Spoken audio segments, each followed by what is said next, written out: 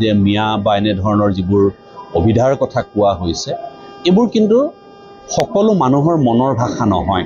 কিয় মিয়াবিলাকেতো ইয়াৰ নিয়মতে ভোট দিব পাবই নালাগে, তেওঁলোকে বাংলাদেশতে ভোট দিব লাগে। কংগ্ৰেছ ৰাইজৰ দল, তাৰ পাছত সাহিত্য সভা। অসম সাহিত্য সভাত মিয়া প্ৰীতি। অসম সাহিত্য সভাৰ মজিয়াত সকলো ধৰ্ম, সকলো ভাষা, সকলো জাতি জনগোষ্ঠীৰ সমান স্থান আছে। উপসভাপতি পদুম ৰাজখোৱাৰ মতে অসমত থকা সকলো অসমীয়া। মিয়া এটা ৰাজনৈতিক শব্দহে।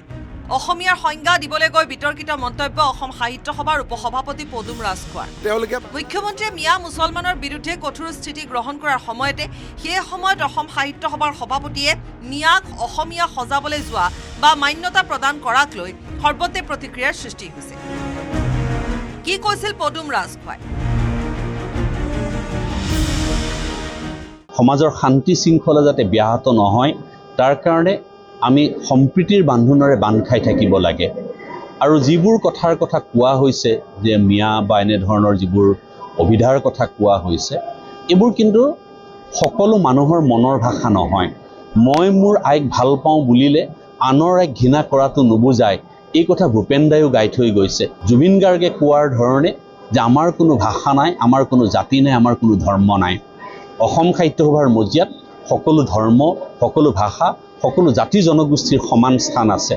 মফিজুদ্দিন আহমদ হাজৰিকা, মইদুল ইছলাম বৰা বা ইমৰান শ্বাহ এনেধৰণে ছৈয়দ আব্দুল মালিক এইসকলে কিন্তু অসম সাহিত্য সভাৰ আটাইতকৈ সন্মানীয় পদত তেখেতসকল অধিষ্ঠিত হৈছে।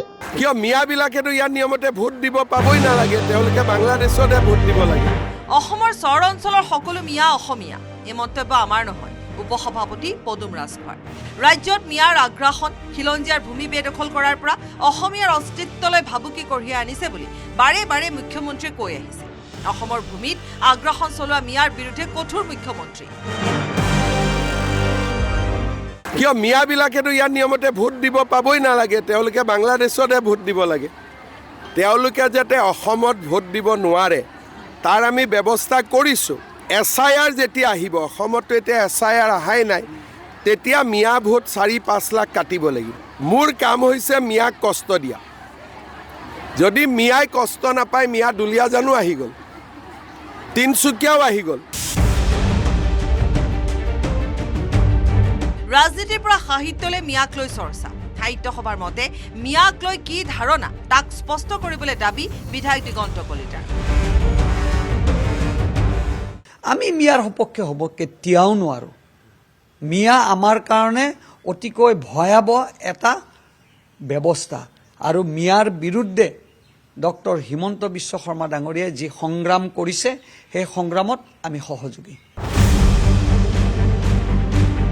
অসম সাহিত্য সভাৰ উপসভাপতি হিচাপে মিয়াক লৈ কৰা এই মন্তব্যই ৰাজনৈতিক মহলতো ব্যাপক প্ৰতিক্ৰিয়াৰ সৃষ্টি কৰিছে। অসম সাহিত্য সভাই মিয়াক অসমীয়া হিচাপে মান্যতা দিলেও অসমীয়া জাতিৰ প্ৰতি ভাবুকি স্বৰূপ হৈ অহা মিয়াক লৈ প্ৰত্যাহ্বান গ্ৰহণ কৰিবই চৰকাৰে, কিয়নো মিয়া কবিতা, মিয়া মিউজিয়াম বিচৰা কথাটো সহজভাৱে নলয় চৰকাৰে।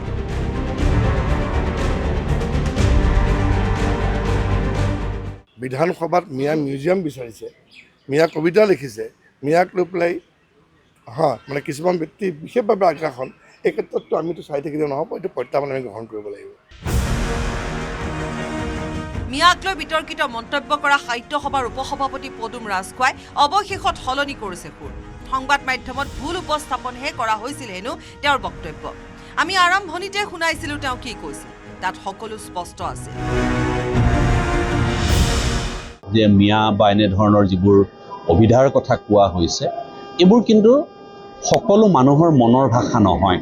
মই মোৰ আইক ভাল পাওঁ বুলিলে আনৰ আইক ঘৃণা কৰাটো নুবুজায়। কিন্তু মোৰ কোনো বক্তব্যত মই চৰকাৰক সমালোচনা কৰা নাই, মুখ্যমন্ত্ৰীক সমালোচনা কৰা নাই। এটা কাৰণ যে মই কোনো ৰাজনৈতিক ব্যক্তি নহয়, ৰাজনৈতিক ব্যক্তি নহয়, অসম সাহিত্য সভাৰ ৰাজনীতিৰ মঞ্চ নহয়। এতিয়া যদি আমি সাৱধান নহওঁ, কেতিয়া সাৱধান? পদুম ৰাজখোৱাৰ মতে মিয়া এটা ৰাজনৈতিক শব্দহে। পদুম ৰাজখোৱাৰ মতে অসমত বাস কৰা সকলোৱে অসমীয়া। মিয়াক লৈ সাহিত্য সভাৰ এনে স্থিতি গ্ৰহণ কৰিব পৰা নাই ৰাজ্যৰ সুধী সমাজে। Bureau report, news 18 Assam north east.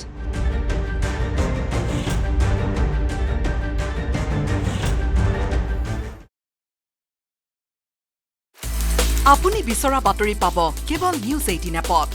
News 18 app download কৰিবলৈ স্কেন কৰক এই QR কোড। গুগল প্লে ষ্টৰতো পাব এই নিউজ 18 এপ।